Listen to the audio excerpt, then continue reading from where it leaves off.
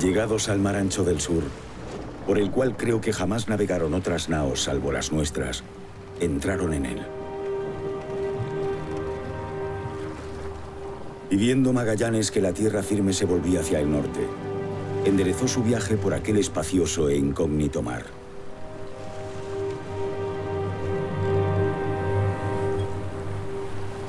Navegaron con vientos muy buenos en los cuales jamás vieron tierra alguna, salvo agua y cielo por todas partes.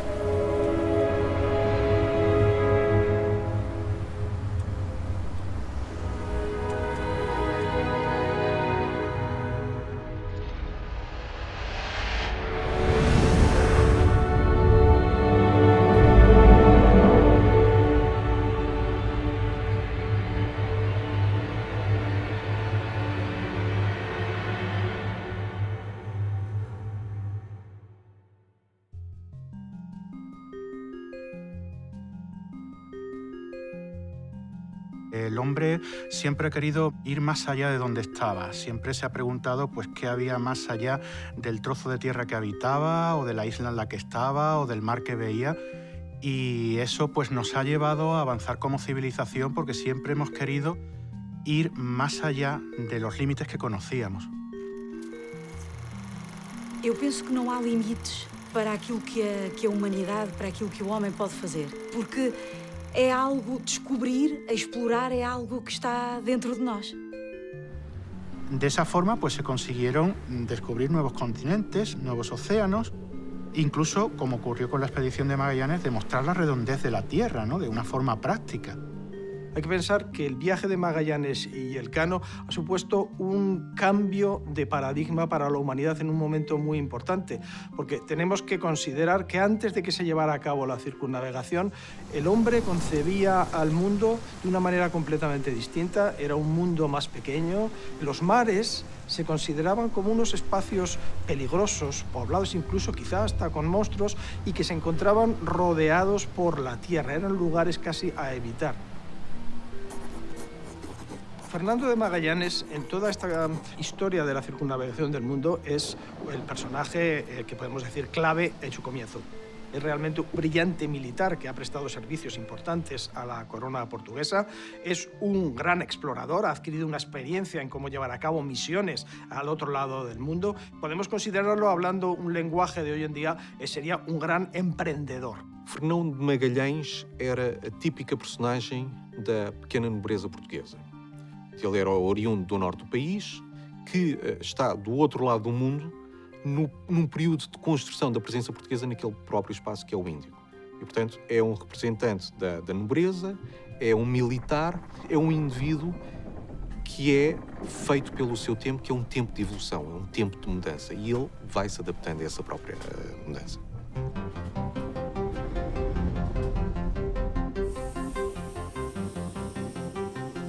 En el siglo XVI en su conjunto, el gran reto de la exploración era saber cómo era la imagen del mundo. Era un momento transitorio entre la Edad Media y la Edad Moderna, en esse marco de grandes exploraciones marítimas por parte de España y Portugal. Entre Portugal e Espanha existia essencialmente uma competição. Portanto, o Tratado de Tordesilhas estabeleceu os termos deste jogo, se quisermos. É a primeira vez, ou das primeiras vezes, em que um tratado diplomático é assinado para evitar uma guerra e não como habitualmente a diplomacia chegava para os termos e condições entre vencedores e vencidos. Gran objetivo que buscaban tanto Portugal como Castilla, que era abrir una ruta marítima hacia la India y hacia las Islas de las Especias que estaban en la actual Indonesia. En las Molucas, aquello es un paraíso de las especias, hay clavo, la especia más rara, solamente se da allí, la que tiene mayor precio en Sevilla, en Europa. Las especias, en el momento que estamos hablando de transición de la Edad Media a la Edad Moderna, eran el producto más rentable económicamente hablando. Era realmente el comercio en el cual había que estar si uno se dedicaba. Os portugueses, em 1508, já tinham chegado a Malaca, já conheciam parte das Molucas e, em 1509, o próprio Magalhães já estava nesta parte do globo. Hasta ahora las expediciones marítimas españolas que habían salido en busca de esas islas siempre se habían encontrado con una masa continental infranqueable, que sería América. No habían logrado encontrar el paso, el famoso estrecho, que comunicara el Océano Atlántico con el Océano Pacífico. El plan de Magallanes era el mismo plan de Colón, exactamente el mismo, es decir, llegar a la India navegando hacia Occidente. Y ya llevaban 20 y tantos años sin haber encontrado ese paso y los portugueses trayendo pimienta. Así que había que darse prisa a ver si se iba por fin a encontrar una nueva ruta para que los portugueses no se hicieran con todo el mercado de las especias como lo estaban consiguiendo. Para o rei português, este era um projeto que não faria sentido. A primeira é porque já lá havíamos chegado pela Rota do Cabo. Por outro lado, não fazia sentido também, essencialmente, porque iria comprometer aquilo que havíamos acordado em Tordesilhas. Así que él se vino a España y se hizo súbdito de Carlos I. Era un momento en que Sevilla se estaba convirtiendo en una ciudad cosmopolita, en la que venían muchos extranjeros pues, buscando fortuna, una ciudad de mercaderes, de comerciantes, de marinos. Y Magallanes vino a Sevilla con el propósito de vender que esa ruta todavía era posible de encontrarse. Y además tenía un socio que era un cosmógrafo que aportaba el conocimiento científico, cartográfico al posible proyecto. Magallanes y Faleiro se ofrecieron a mostrar que las Islas Molucas estaban dentro de la demarcación castellana del Tratado de Tordesillas y que descubrirían una ruta para ir a ellas por otro camino que no fuera el de los portugueses, a través de un estrecho de mar que conocían. Carlos I era un joven de 17 años, que acababa de ser rey de España y tenía ganas de hacer grandes cosas, ¿no? Entre otras cosas, de ser emperador, que lo fue muy poco después de recibir a Magallanes. Y para ser emperador había que hacer grandes gestas y habría que ser una persona importante en Europa. Y el viaje que le proponía Magallanes pues, le pareció muy bien. Fernão Magalhães esteve nas expedições da Índia. Foi com Francisco de Almeida, com Afonso Albuquerque, estudou, digamos, toda a cartografia, teve conhecimento, teoricamente vai passar toda esta informação ao serviço do adversário. A coroa portuguesa tentou fazer abortar a expedição. Sevilha e Lisboa eram efetivamente os centros de controle destes dois projetos de expansão marítima entre Espanha e Portugal. Obviamente que toda e qualquer informação que uns obtinham e outros era guardada com algum zelo. Cosa muy difícil también, porque es muy difícil mantener ese secreto en un mundo, bueno, pues, lleno de espías. Sempre que nós vamos à procura de algo de novo, nós temos naturalmente rivalidades. E aqui, nesta época, as rivalidades estão centradas no conhecimento do Atlântico. Realmente puede parecer hasta sorprendente las similitudes que puede haber entre aquel mundo y la carrera armamentística y espacial entre la antigua URSS y Estados Unidos, una carrera vinculada a intereses militares, una carrera vinculada al prestigio político-militar, pero también una carrera vinculada a grandes intereses económicos. when the Russians pushed a man across the threshold. He was Yuri Gagarin, the astronaut the Russians lionized as the first to orbit the Earth. It was the propaganda coup of the year. Cuando llegamos al siglo XX, el mundo ya se conoce, está totalmente cartografiado, ya se sabe dónde están las masas de tierra, las masas de agua, y la nueva frontera es el espacio. El primer hito tuvo lugar en el año 57, cuando la Unión Soviética tuvo éxito a la hora de lanzar el Sputnik 1, que fue el primer satélite artificial que se colocó en el espacio y estuvo orbitando la Tierra. Entonces, eso supuso un primer mazazo para Estados Unidos. A partir de ahí hubo otra serie de hitos. El primer viaje tripulado por un humano lo consiguió la Unión Soviética, el astronauta Yuri Gagarin, lo cual pues, supuso otra humillación desde el punto de vista de los Estados Unidos. De hecho, fue el presidente Kennedy el que marcó un plazo de menos de una década para llegar a la Luna. Y eso implicó pues, hacer las cosas de una forma muy acelerada, muy rápidamente, antes de que se adelantase la otra superpotencia. Era uma missão de risco, como era também há 500 anos atrás esta aventura, esta expedição de Magalhães. Há riscos associados, há acontecimentos inesperados. La carrera espacial en general fue uno de los escenarios de la Guerra Fría que existía entre esas dos superpotencias, entre Estados Unidos y la antigua Unión Soviética. En el caso de Magallanes y Elcano, pues efectivamente había dos superpotencias que se habían dividido el mundo y una de ellas, que era España, pretendía también llevar a cabo una competición con esa otra superpotencia marítima como era Portugal. We set sail on this new sea because there is new knowledge to be gained and new rights to be won, and they must be won and used for the progress of all people. If this capsule history of our progress teaches us anything, it is that man in his quest for knowledge and progress is determined and cannot be deterred. Nunca vi ni oí que ninguna persona de esta ciudad quisiera inscribirse en la Armada. Decían que era poco el sueldo que se les daba. Al no poder equipar las naos con gente de Sevilla, Magallanes nos ordenó a los maestres que contratásemos a gente de otras naciones, aunque fuesen extranjeros, siempre que fuesen personas válidas para sus puestos. O facto de irem fazer uma viagem nunca antes realizada, o receio e o medo de não voltar é enorme. Portanto, isso será um dissuasor mais que suficiente para muitos não aceitarem fazer esta viagem. Não era fácil conseguir gente para seguir numa viagem tão arriscada. Magallanes conseguirá que se contrate a muchos adeptos, familiares, conocidos suyos, pero por la parte castellana ocurrirá lo mismo. Los altos oficiales de la corona pues impondrán a determinados oficiales, como puede ser Juan de Cartagena, para garantir que o seu regimento, o seu conjunto de ordens fosse cumprido. Iba a ser Magallanes la única figura dominante, pues se le debía de poner al lado a alguien que lo controlase de alguna manera. Lo nombró conjunta persona al capitán general. La existencia de dos cabezas que se tenían que poner de acuerdo para tomar las decisiones importantes.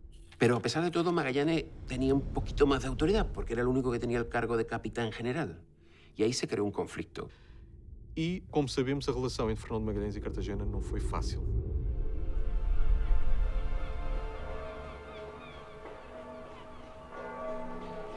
Entre los tripulantes vascos contratados para la expedición se encuentra Juan Sebastián del Cano, maestre de la Concepción. Y el encargado de la navegación, el encargado de tomar todas las decisiones que atañían al mantenimiento del barco, era la máxima autoridad de una embarcación. Muchas veces se afirma que Elcano era un reo de la justicia que se embarcó en la expedición precisamente para librarse del castigo asignado a aquellos que vendían barcos al extranjero. Elcano es miembro de un linaje volcado absolutamente al mar, que en aquella época buscan tanto la fortuna como la gloria, el honor, en el mar. Al principio los españoles no querían apuntarse, se apuntaron muchos extranjeros, pero aunque fueron muchos extranjeros, los españoles eran 2/3 del conjunto de la expedición y el otro tercio pues, serían extranjeros, sobre todo italianos y portugueses. la parte de los marineros, estaba Enriquillo, que se llama muchas veces. Enrique de Malacar pues era un esclavo de Magallanes que se le llevaba como intérprete. El malayo, en cualquier caso, era un idioma que se empleaba en pues, Malasia, Indonesia, toda esa zona.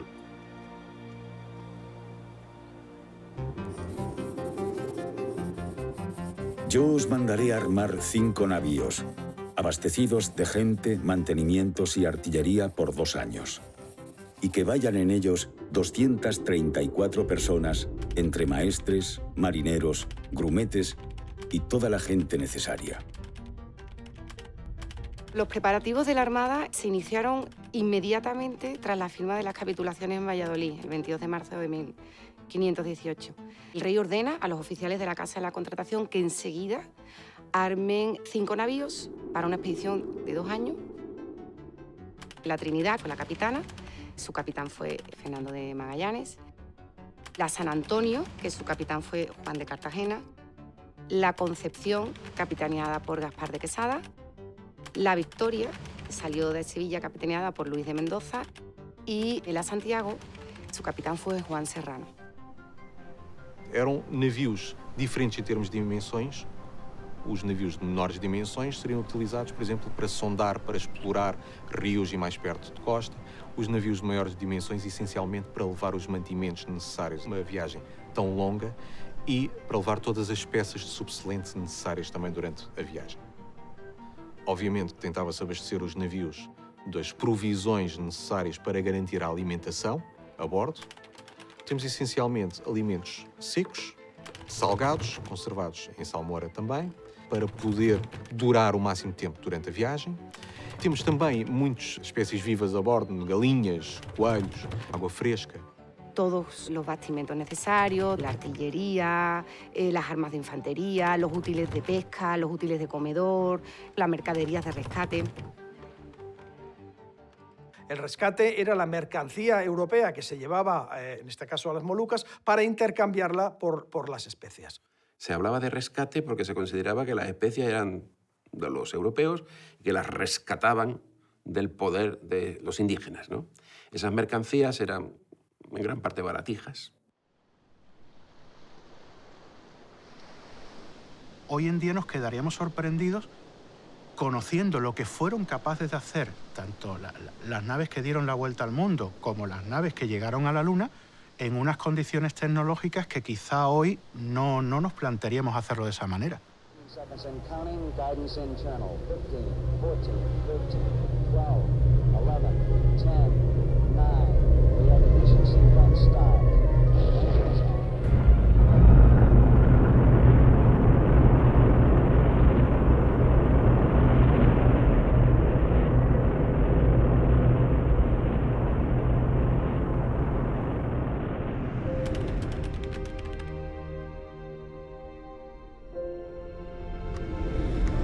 El 10 de agosto de 1519, la escuadra, llevando a bordo todo lo necesario, anunció su salida del puerto de Sevilla con una descarga de artillería.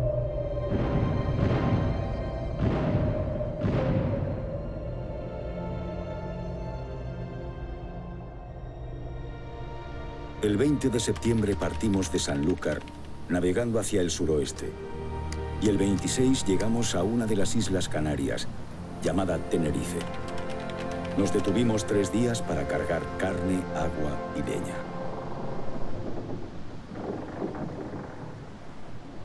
Magallanes siguió, después de salir de Canarias, una ruta un poco extraña, bastante pegada a la costa africana. Eso, con los problemas que ya había habido entre los capitanes españoles y Magallanes, provocó el miedo a que Magallanes se dirigiera a alguna colonia portuguesa en África. Magallanes recibió la noticia que le enviaba a su suegro, Diego Barbosa, desde Sevilla, de que había algunos capitanes de la expedición que podían conspirar contra él si no se sentían bien tratados o si intuían que por ser portugués pudiera terminar traicionando al rey. La relación entre Magallanes y Elcano, inicialmente, parece que hay una relación cordial. esa relación se irá entorpeciendo una vez que zarpan. Magallanes tenía que dar a conocer a todos los capitanes de los barcos la ruta que se tenía que seguir. Y eso no lo hizo él. Cartagena le decía, ¿has cambiado el rumbo? ¿Por quê? ¿A dónde vamos? Mas Fernão de Magalhães sabia como evitar os ventos das calmarias e sabia onde procurar os ventos que necessitava para atingir a costa brasileira. Portanto, há nitidamente aqui uma intenção por parte de Juan de Cartagena de tentar mostrar algum ascendente sobre Fernão de Magalhães, dizendo-lhe que aquela não era a rota a seguir, e, por outro lado, Fernão de Magalhães ter a necessidade de manter a sua autoridade e manter as suas ordens.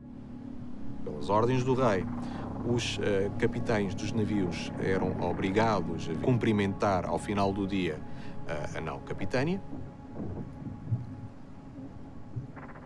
Un día de calma, la nao de Cartagena saludó con un marinero a Magallanes. No agradó a Magallanes que lo hiciera un marinero y mandó decir a Juan de Cartagena que le saludase él mismo, llamándole capitán general. Cartagena le respondió que le había enviado al mejor marinero de su nao para saludarlo y que quizás otro día le saludaría con un paje. Y así, en 3 días, no le volvió a saludar. Es verdad que Cartagena quería mandar tanto como Magallanes, pero Magallanes no le dejaba mandar nada a Cartagena. Y Magallanes no daba cuenta, por ejemplo, cuando se hacían algunas detenciones a bordo. Parece ser que eso fue lo que acabó colmando el vaso. Cercanos ya a llegar a Brasil, a uno de los maestres de uno de los barcos se le descubrió practicando lo que se llamaba el pecado nefando, es decir, que era homosexual con un grumete, ¿no? Y Cartagena, cuando se apresó a este hombre, sin su consentimiento, sin dar su aquiescencia, digo, ¿por qué se ha apresado a este hombre? Me tenías que haber consultado. Pues ahí ya definitivamente fue la ruptura. Juan de Cartagena pidió a los demás capitanes que le apoyaran, de momento no le apoyaron, y Magallanes mandó poner en el cepo, es decir, apresarle los pies con unas maderas a Juan de Cartagena.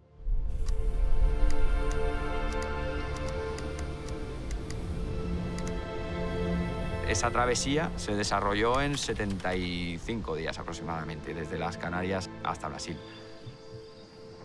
Uma baía de águas calmas, paradisíaca, com verde extremamente intenso. Aquí nos aprovisionamos de abundantes gallinas, de patatas, de cañas dulces, de carne. Hicimos ventajosos cambios. Por un anzuelo o por un cuchillo, nos dieron 5 o 6 gallinas. Por un peine, 2 gansos. Por un espejito, el pescado suficiente para comer 10 personas.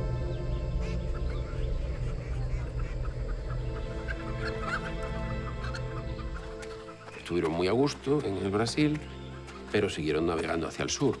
Llevaban ya 8 meses desde que salieron de Sevilla. Continuaron costeando Sudamérica, que sí era conocido por la expedición de Juan Díaz de Solís, hasta el Río de la Plata. Y a partir de aquí, toda la costa que iban a encontrar era desconocida. Ahí sí que ya se estaban metiendo en una parte ignota del mapa. Había muchos entrantes, cada cabo, cada bahía, era necesario explorarlo detenidamente por si se trataba del paso que andaban buscando. El clima se fue haciendo cada vez más hostil. Ya estaba entrando en el invierno austral y Magallanes decidió detenerse en un puerto natural que encontró, que llamó Puerto de San Julián.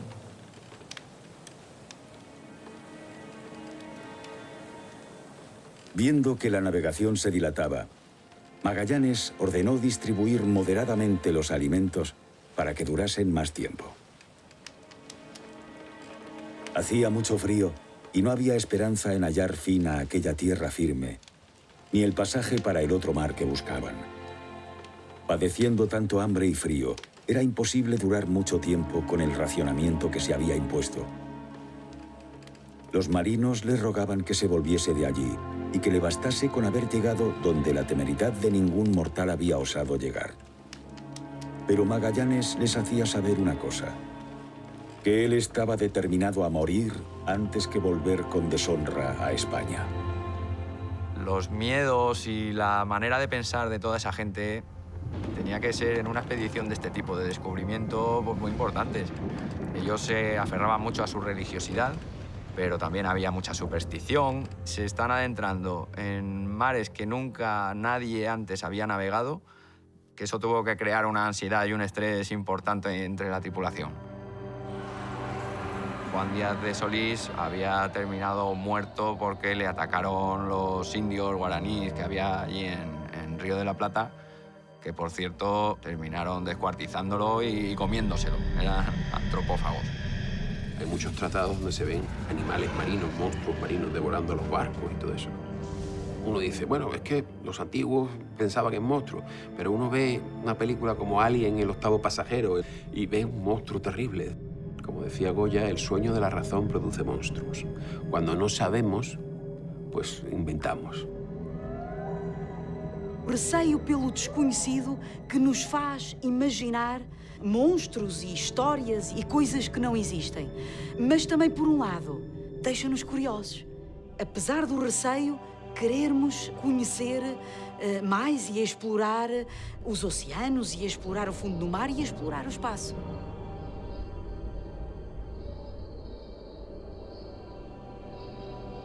En el siglo XVI había una frase que se decía que navegar era la locura de poner la vida a 2 dedos o a 3 dedos de la muerte, que era el grosor de la tabla de un navío.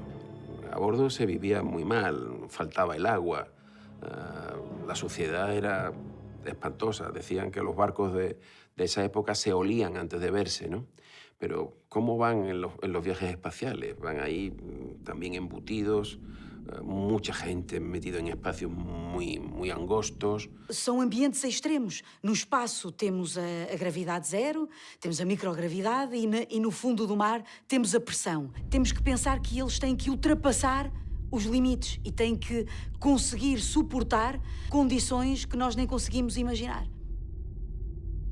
Tanto astronautas como marinos sufren las mismas condiciones de estrés que no son las habituales para un ser humano. Tiene evidentemente bastantes motivos para sentirse muy diminuto ante lo que tiene ante sí.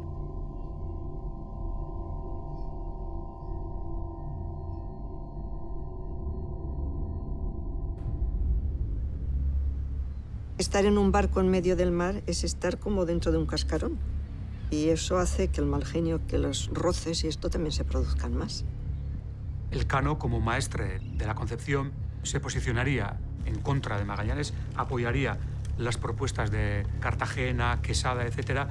Magallanes, no siguiendo ninguna astucia, abierto a la enemistad, había quitado a Juan de Cartagena el cargo de capitán. Cartagena lo había sentido mucho y desde entonces buscaba ocasión para la venganza. Magallanes en el puerto de San Julián se detuvo un periodo prolongadísimo de 148 días. La gente no lo entendía, porque estaban allí tanto tiempo. Pensamento que começa a crescer e uma dúvida sobre a capacidade que Fernão de Magalhães teria ou não em realizar uma viagem tão longa. Los capitanes de otros barcos decían que aquella parada iba a consumir los alimentos, que no estaba previsto hacer aquella parada. Él estaba dejando pasar el invierno, haciendo invernada allí. Los capitanes de las otras 4 naos formaron un complot para asesinar al capitán Magallanes. El complot fue descubierto. Un hombre acabó descuartizado y otro apuñalado.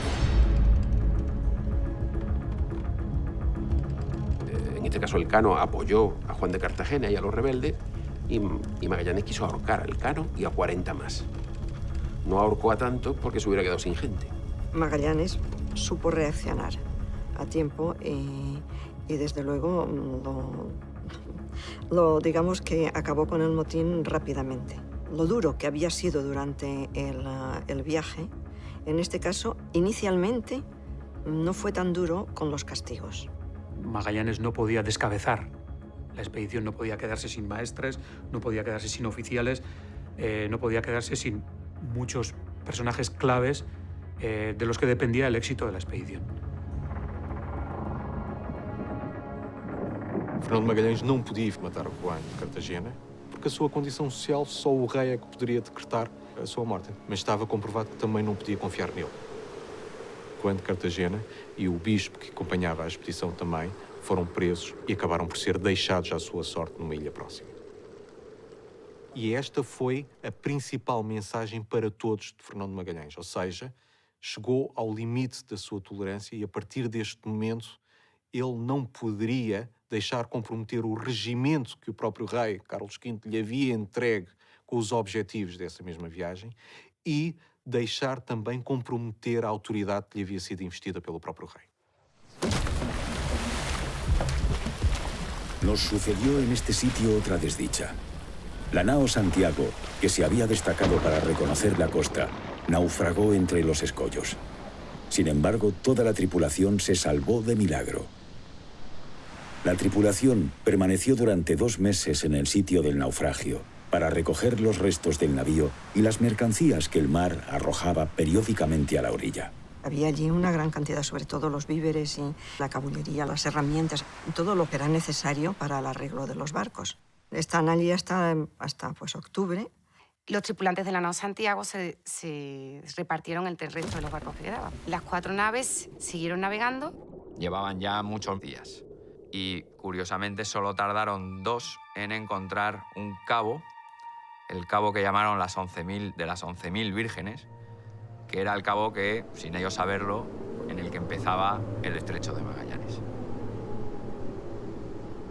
Sin saber lo que era, entramos y anduvimos por ella 5 leguas hasta la noche.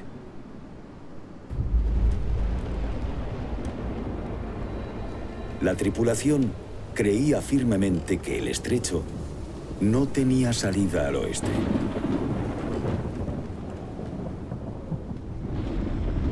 En el estrecho las corrientes son fortísimas, llena de vericuetos, de islas, de canales, es dificilísimo. El clima es muy inestable, muy inhóspito, se levantan vientos muy fuertes de repente. Aquí estaba Magallanes muy pensativo. A ratos alegre, a ratos triste, porque cuando le parecía que aquel era el estrecho que él había prometido, se alegraba tanto que decía cosas de placer. Luego se tornaba triste si por alguna imaginación le parecía que no era aquel el paso. A mitad más o menos del estrecho encontraron una bifurcación que no estaba nada claro cuál de las 2 vías sería la alternativa a elegir. Entonces lo que hizo fue enviar de avanzadilla a las naos San Antonio y Concepción.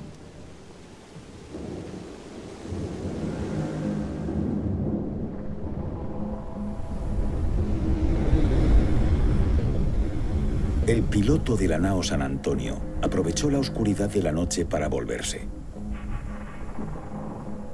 Encadenaron y hasta hirieron al capitán de la nao. Y así tomaron rumbo a España. Entonces, el capitán general Magallanes ordenó buscarla por todas partes. No hubo manera, la San Antonio ya andaba lejos y bueno, y no tuvieron más remedio que proseguir.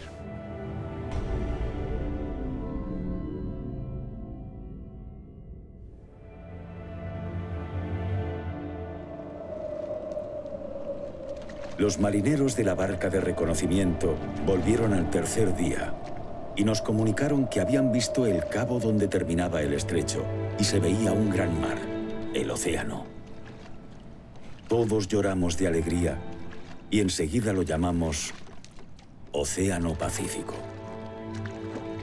O Oceano Pacífico era algo que era desconhecido.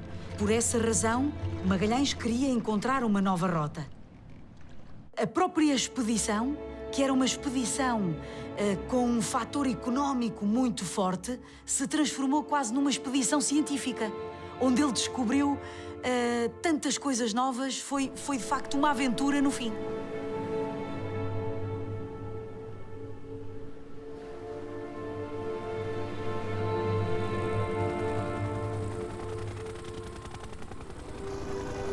se trata de una coincidencia bastante bonita, el hecho de que siglos después los astronautas que fueron a la Luna por primera vez hubiesen amerizado en el Océano Pacífico.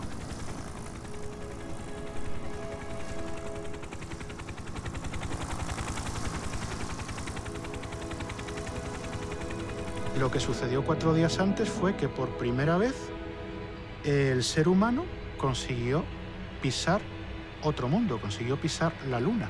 Fue todo un hito histórico. Es algo que además permitió a Estados Unidos pues, ganar esa carrera espacial contra la Unión Soviética.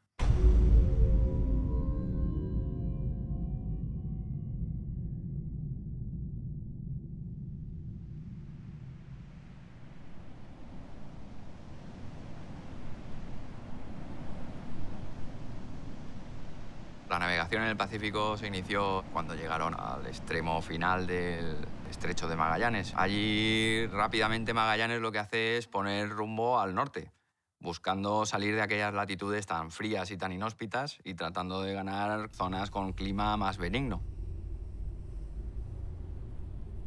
El Pacífico era mucho más extenso de lo que realmente ellos creían y claro, se pasan 3 meses navegando, pero casi sin nada alrededor.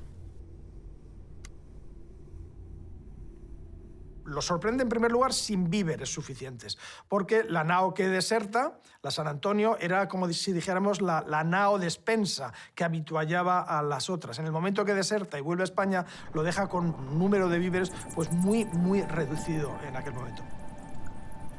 El agua que nos veíamos obligados a beber era pútrida y hedionda. Frecuentemente nuestra alimentación quedó reducida a serrín de madera como única comida. Hasta las ratas, tan repugnantes para el hombre, llegaron a ser un manjar tan caro que se pagaba cada una a medio ducado. Llegamos al terrible trance de comer pedazos de cuero con los que se cubría el palo mayor. Además de los muertos, tuvimos marineros enfermos que sufrían dolores en los brazos, en las piernas y en otras partes del cuerpo. Claro, además, ven, explica cómo se les van, cómo tienen una enfermedad en la boca en la que les crecen las encías, claro, y se les caen los dientes, el escorbuto.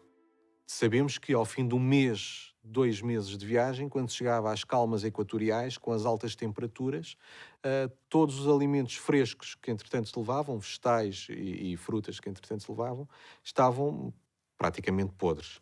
A própria água chegava a ter um sabor e um cheiro de tal forma mau que era necessário despejar vinagre e vinho para misturar com água para que esta pudesse ser bebida. Com o passar dos anos, com o passar dos séculos, foram sendo desenvolvidas novas formas de conservar por mais tempo esses mesmos alimentos. E, portanto, só muito mais tarde é que se desenvolve uma dieta talvez mais preparada para operações militares, para viagens de longa distância, do que propiamente naquele tempo. La alimentación ha ido modificándose afortunadamente con el paso del tiempo. Hay que tener mucho cuidado con la alimentación porque la alimentación, por un lado, tiene que ser capaz de satisfacer las necesidades energéticas de esos astronautas o de esos marinos. Pero por otro lado no se nos puede olvidar que la alimentación para el ser humano tiene un cierto carácter social. Comemos en familia, nos gusta comer con los amigos, nos gusta celebrar éxitos preparando una comida, preparando una barbacoa. La alimentación para el ser humano no es simplemente nutrirse, va mucho más allá, es todo un ritual. Conociendo la historia de distintas misiones, pues el instinto de supervivencia yo creo que puede llevar al ser humano a prácticamente cualquier cosa. Es un instinto que te hace superar prácticamente cualquier barrera con tal de seguir vivo. Navegamos durante 3 meses y 20 días sin probar ningún alimento fresco. Pienso que nadie en el porvenir se aventurará a emprender un viaje parecido. Y uno que estaba en la gavia gritó: ¡Tierra! ¡Tierra! Todos nos alegramos tanto que se tenía por loco al que menos señales de alegría mostraba.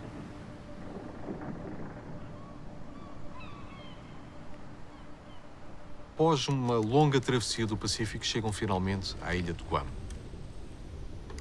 E que chamaram Ilha dos Ladrões.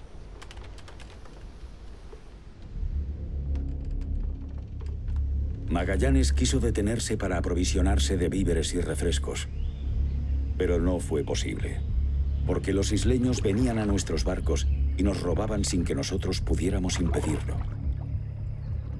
Como represália, Fernando Magalhães percebeu que tinha que dar uma demonstração de poder.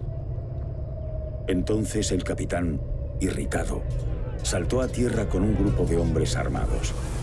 Se quemó 40 o 50 casas, así como muchas de sus canoas, y se mató a 7 hombres.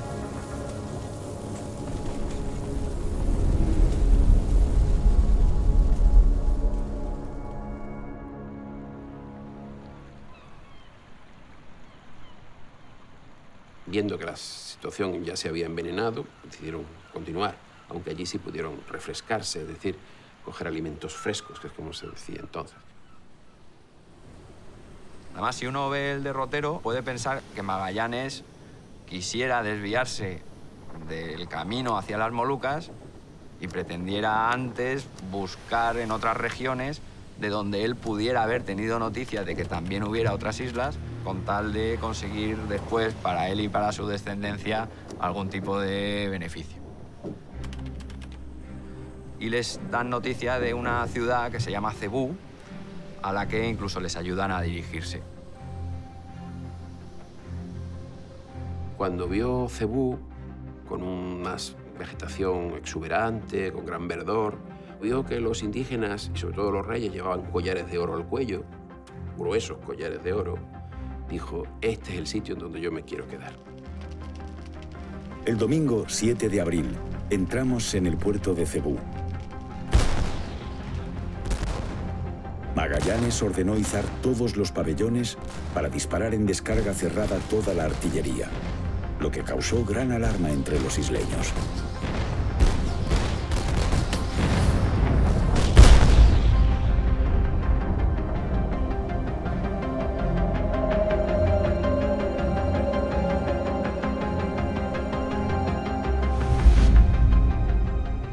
Magallanes envió a uno de sus ayudantes con Enrique el intérprete como embajador al rey de Cebú.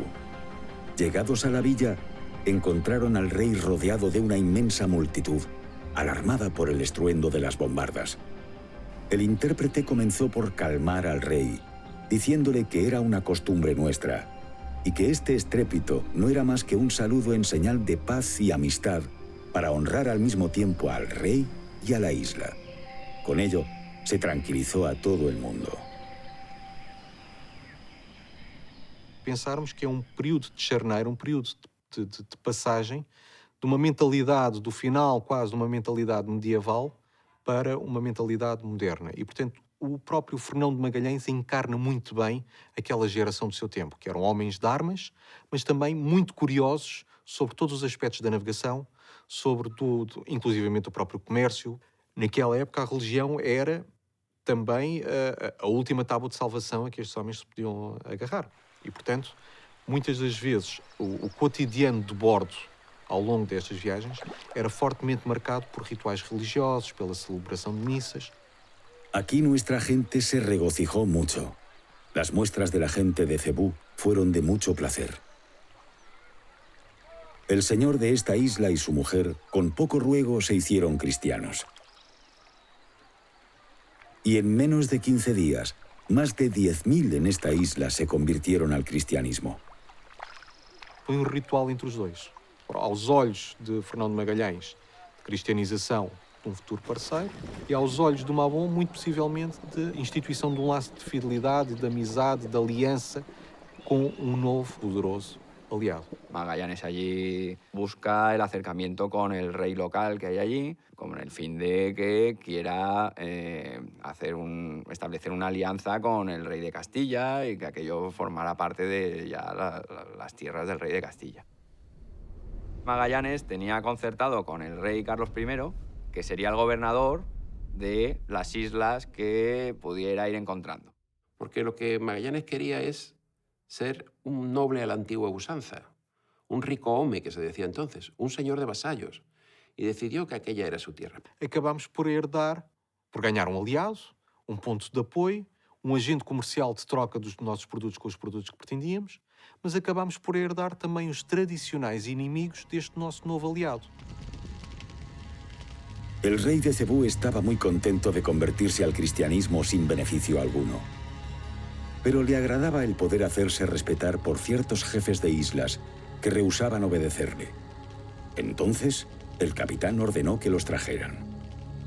Les dijo que si no obedecían al rey de Cebú, los haría matar a todos y confiscaría sus bienes. Con esta amenaza, todos los jefes prometieron reconocer su autoridad.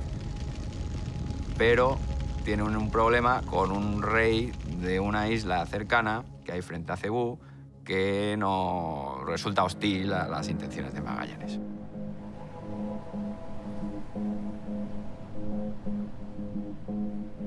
Un solo señor fue tan soberbio que no quiso acudir a la llamada. Se llamaba Lapu Lapu y vivía en una pequeña isla al norte de Cebú, a la cual llamaban Mactán. Magallanes se mostró injuriado y dijo en público que había que vengar aquella ofensa. Un hombre que llevaba un negocio de tal importancia no tenía necesidad de probar sus fuerzas. El negocio de su armada era más importante. Magallanes preparó 40 hombres en bateles camino a Mactán, avisado por el rey de Cebú de que no pelease. El señor de Cebú fue con 2000 hombres armados solo para ver la pelea. El capitán general les había ordenado que permanecieran como espectadores, viéndonos cómo combatíamos. Decide ir a buscar a ese rey rebelde, quizá con tal de mostrar a los demás la capacidad y la fuerza que tenían los soldados castellanos. Para combatir con un ejército de 2000 indios, indígenas de las Filipinas, que llevaban grandes escudos de madera y lanzas, algunas de hierro. Magallanes, además, como tuvo que desembarcar de las lanchas, no llevaban protección en las piernas, no llevaban hierro en las piernas, no llevaban la parte de la armadura que se pone en las piernas.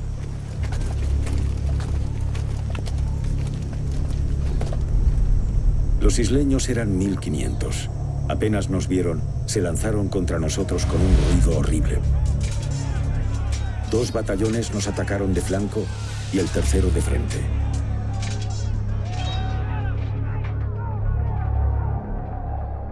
Confiando en la superioridad del número, nos arrojaron nubes de lanzas, estacas, piedras, hasta tierra, y nos fue muy difícil defendernos.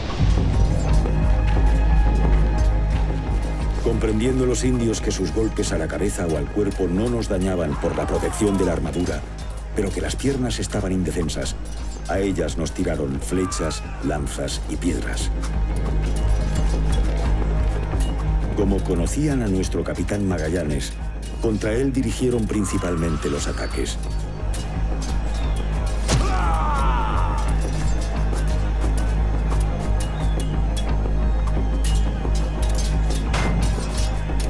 Y por 2 veces le derribaron el casco. Sin embargo, Magallanes se mantuvo firme.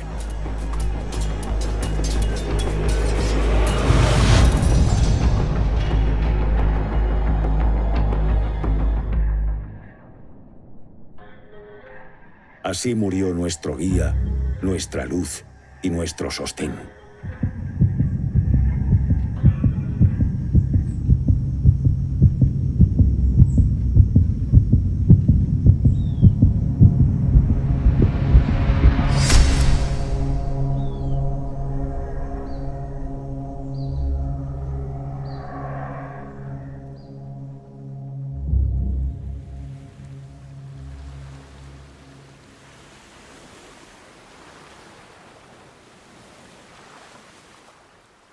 Murió de lo que tantas veces había pecado, ¿no? De cabezonería y de no querer atender a los demás, porque los demás le decían, pero no vayas, ¿qué esperas obtener de esto? Si solo tenemos que perder, no que ganar. Muitas das vezes é questionado porquê que Fernão de Magalhães decidiu ir ele próprio naquela ação militar.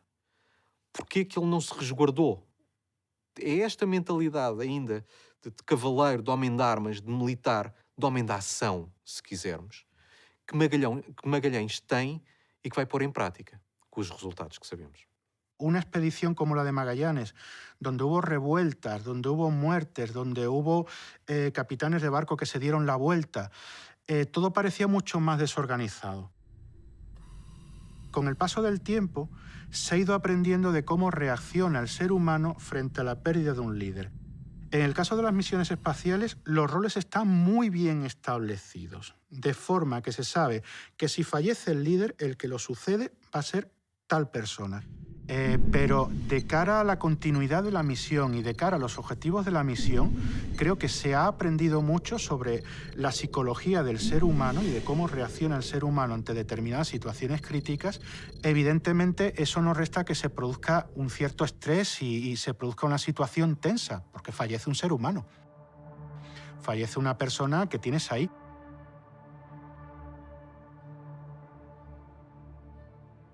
La muerte de un líder carismático, como era Magallanes, supone un gran trastorno a toda la expedición. Tenemos que pensar que es un líder que ha mantenido su liderazgo de una manera firme, de una manera sólida.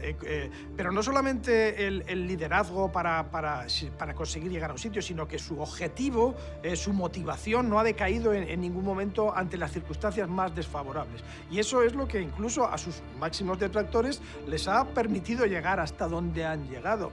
En el momento que ese líder fuerte desaparece, pues de una manera muy inesperada para todos ellos, se produce el caos que se produjo en aquel momento de no saber bien cómo continuar. Tras la muerte de Magallanes, todavía el grupo de poder vinculado a Magallanes sigue dirigiendo la expedición. Son convidados por el rey de Cebú a un banquete. El rey de Mactán presionó él y otros muchos reyezuelos locales al de Cebú. Como no te deshagas ahora de los españoles, nosotros nos desharemos de ti. Acuden los dos capitanes junto con otros 25 tripulantes y bueno, van a ser asesinados.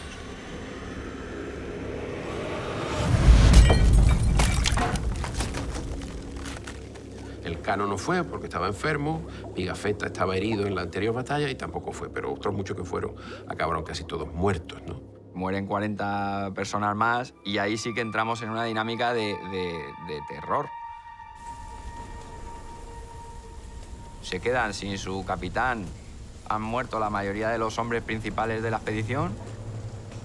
Miedo físico a morirte por un flechazo, o por encallar durante la noche, o porque te traicionaran directamente.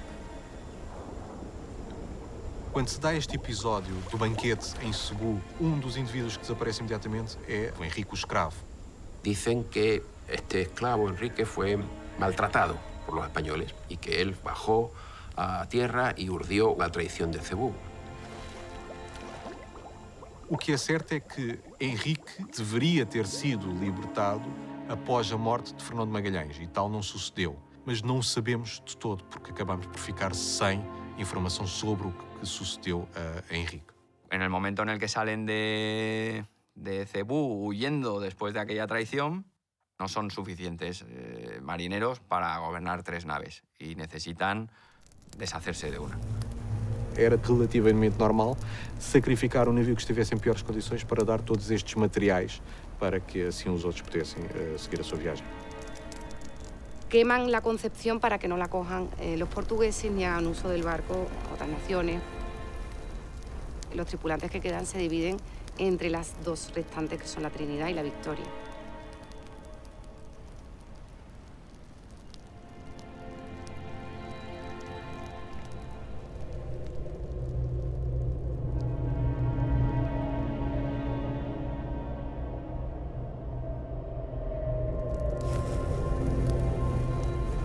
La expedición allí entra en una dinámica de desconcierto absoluto. Solo saben que se tienen que dirigir a unas islas que saben que están en el Ecuador y ya está. No saben exactamente ni siquiera dónde están, dónde se encuentran. Entramos en una fase en la que la expedición lo que prima es el espíritu de supervivencia, puro y duro. Se produce el baile de líderes dentro de la expedición. La Capitanía General lo asumirá Gonzalo Gómez de Espinosa y ya indiscutiblemente Elcano aparecía como capitán de la Victoria. Los tripulantes hicimos capitán de la otra nao a Juan Sebastián Elcano, que desde el motín de San Julián hasta que murió Magallanes había sufrido mucho.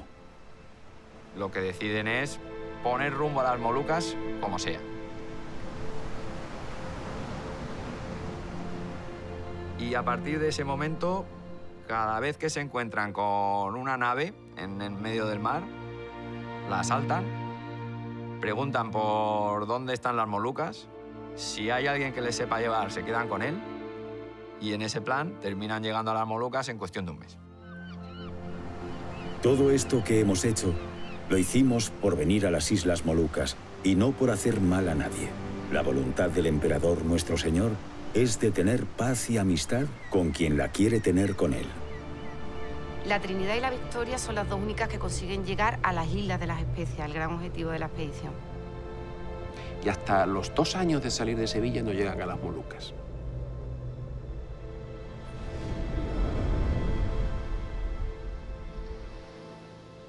Llegan 2 naos con 2 capitanes conocedores y comprometidos con la misión de tomar posesión en nombre del rey de España, y lo llevan a cabo no por imposición, sino por acuerdo con los reyes locales, que consiguen la mercancía de las especias, que sobre todo favorecía a los comerciantes castellanos, y lo hacen por trueque y no lo hacen por ningún robo o expolio. Y cargan las 2 naos con especias. Cargan para el rey y para los tripulantes. Los tripulantes tenían una parte en esa carga de especias. Fuimos muy bien recibidos. Hicimos todo lo posible para contratar con ellos. Y así estuvimos muchos días hasta que cargamos y cargamos y cargamos. Tenían la orden de que en cuanto llegaran a las Islas de las Molucas, cargaran las bodegas y regresaran inmediatamente a España. El sábado 21 de diciembre de 1521, todo estaba dispuesto para salir. Los reyes de las Molucas vinieron para acompañarnos. La nao Victoria desplegó las velas primero y ganó distancia, donde esperó a la Trinidad. Pero esta levó anclas con dificultad. Los marineros descubrieron que sufría una vía de agua. Se oía el agua entrar cada vez con más fuerza, como un caño, sin que pudiéramos encontrar la vía por la que entraba. La Trinidad se desfonda, se abren sus maderas, y entonces deciden que se quede la Trinidad allí y que la Victoria regrese a España para dar noticia al rey de que habían llegado a las Islas de las Especias y muestre las especias lo más inmediato posible. Decidieron volver por el Índico y por el sur de África, que era el camino de los portugueses, donde si los cogían, estaban perdidos. Era impossível a nau chegar aqui sem cruzar o Atlântico, sem passar por África e pela zona de influencia portuguesa. Habían llegado noticias que Portugal estaba mandando una armada para intentar capturar a estos castellanos que estaban invadiendo su zona de exclusividad. Una travesía absolutamente heroica, porque fundamentalmente se trataba de volver a España desde el otro lado del mundo sin tocar tierra. Algunos de los episodios más dramáticos de toda la expedición son en este regreso de la nao Victoria, ¿no? Hoy en día los marinos hablan de los 40 rugientes. Es decir, la latitud 40 grados sur, en el Índico, se producen unos vientos y unas corrientes tremendas y son realmente difíciles incluso para veleros de competición de nuestros días. El barco estaba agujereado completamente y estaban todo el tiempo dándole a la bomba de achique. Significa un esfuerzo sobrehumano para gente que estaba mal alimentada y que eran muy pocos.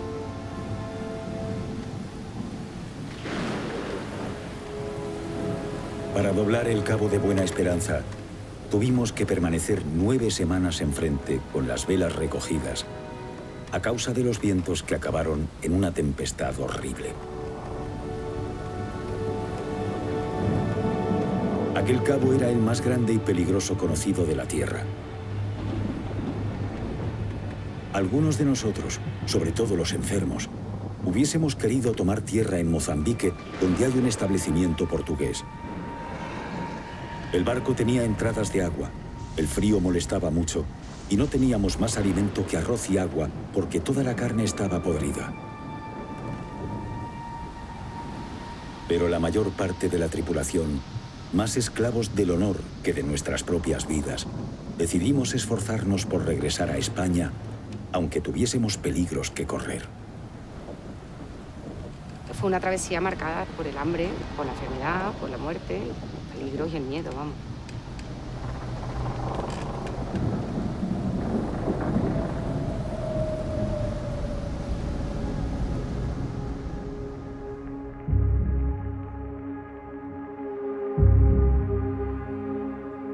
Si la travesía del Pacífico duró 3 meses y pico, casi 4, la travesía del Índico hasta llegar a Cabo Verde, es decir, que ya estaba en el Atlántico, duró casi 5 meses, alrededor de 5 meses, sin tocar tierra.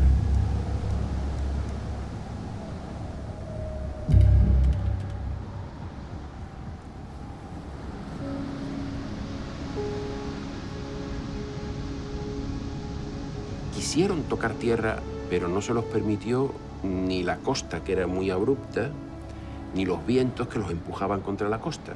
Entonces, cuando un barco tiene la costa cerca y el viento lo empuja hacia la costa, está casi perdido. Es lo más peligroso. El miércoles 9 de julio descubrimos las islas de Cabo Verde. Navegamos durante meses enteros sin descanso, y en este intervalo perdimos a 21 hombres.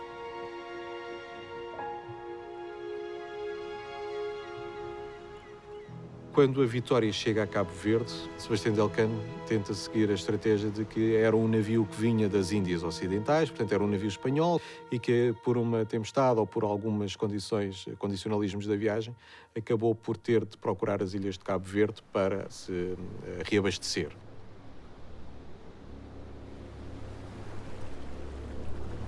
Lanzaron una barca al agua con 13 personas. Estas 13 personas consiguieron traer arroz una vez y los mandaron otra vez y ya la barca no volvió. Portugueses sabíamos que Fernão de Magalhães havia saído para realizar uma viagem, portanto era provável que algum dos seus navios viesse de mandar águas portuguesas. En 5 meses, solo comiendo arroz y agua, no tocamos ninguna tierra por miedo al rey de Portugal, que tenía ordenado tomar nuestra armada en todos sus dominios.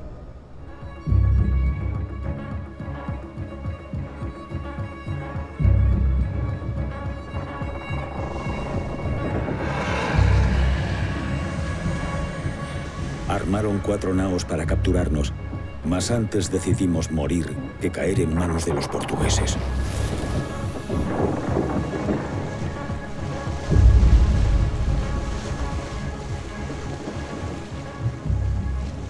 ¿Por qué pasó esto? Hay quien dice, y es posible que sea así, porque pagaron con clavo. Pagaron el arroz que compraban con la especie que llevaban a bordo, con el clavo. Y el clavo solamente se da en las Molucas.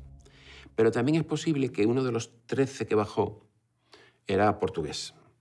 Y que se los delató a las autoridades portuguesas. Y ya esa vuelta, que les quedaba desde Cabo Verde hasta España, volvió a hacerse pesada porque ya estaban entrando en el verano.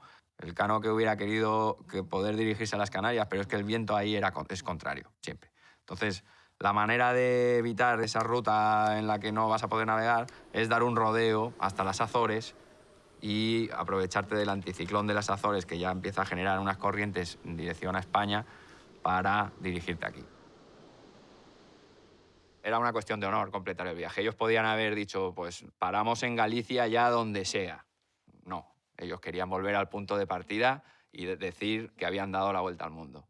El regreso que hace Juan Sebastián del Cano en una navegación de 6 meses a través de las aguas desconocidas del Índico Sur hasta vuelta a Sanlúcar es la mayor gesta náutica de toda aquella expedición, nunca hecha en el pasado. Nunca el hombre había navegado esas distancias tan grandes a través de 3 océanos diferentes. Luego, es la gran gesta.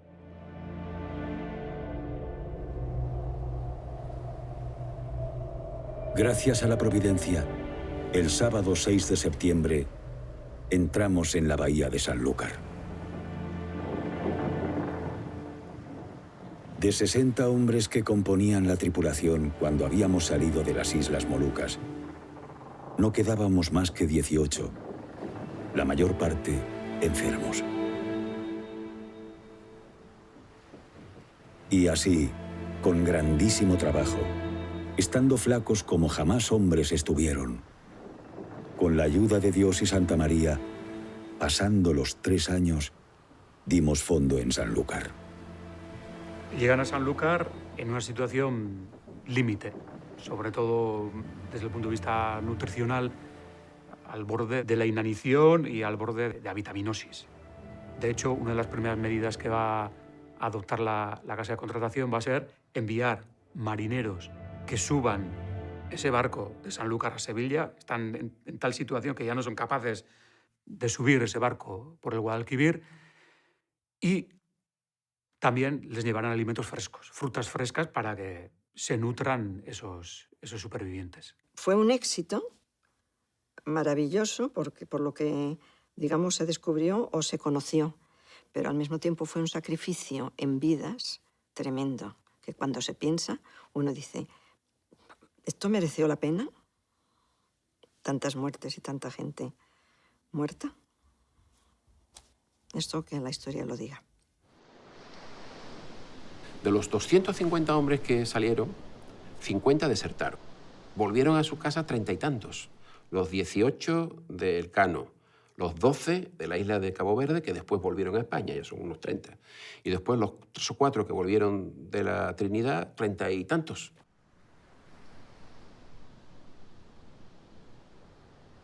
La San Antonio regresó a Sevilla y aquí se le hizo un proceso a los tripulantes, se les tomó declaración para ver qué había pasado, porque realmente un barco no podía desertar.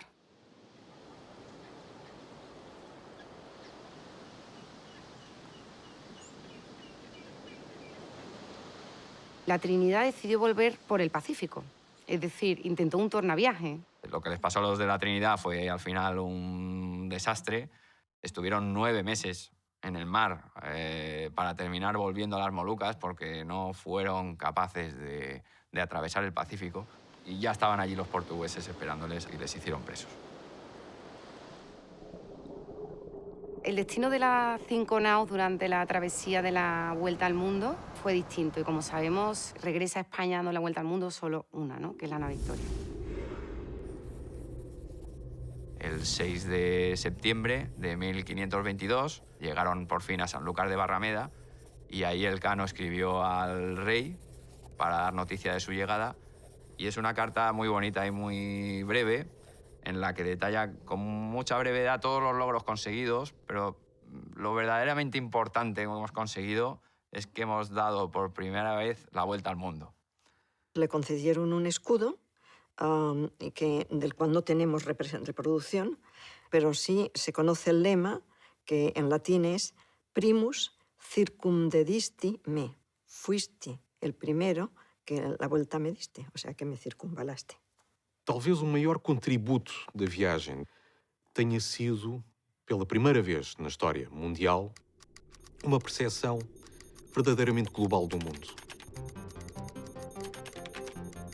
Asia, América, Europa quedaban comunicados por el mar, por la vía marítima, durante 3 siglos, y todo eso se inicia con la primera vuelta al mundo. Pues ese viaje cambió la cartografía y las rutas de una forma muy drástica. Los viajes de Colón habían conseguido cartografiar la zona atlántica de América, pero no habían bajado de Brasil. Consiguió cartografiar también la zona del Pacífico. Consiguió descubrir nuevas tierras en aquella zona, de forma que la concepción que había del mundo la amplió enormemente.